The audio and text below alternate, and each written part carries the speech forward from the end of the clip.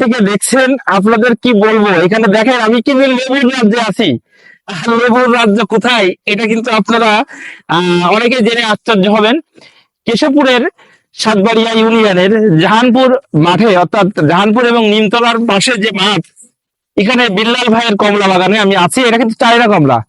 এখানে চায়না, দার্জিলিং এবং কাশ্মীর অনেক জাতের কিন্তু কমলা কিন্তু এখানে আছে। দৃষ্টিনন্দন, অসাধারণ কালার, আর খেতেও খুবই সুমিষ্ট এই কমলা এবং মালটা।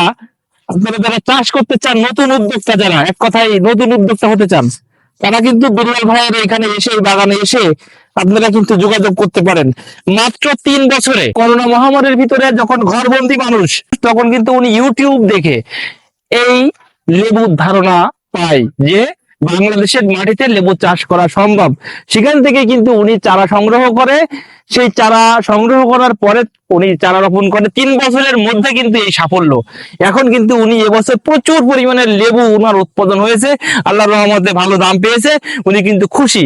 ওনার সাথে দেখা করলে আপনারা বিস্তারিত জানতে পারবেন।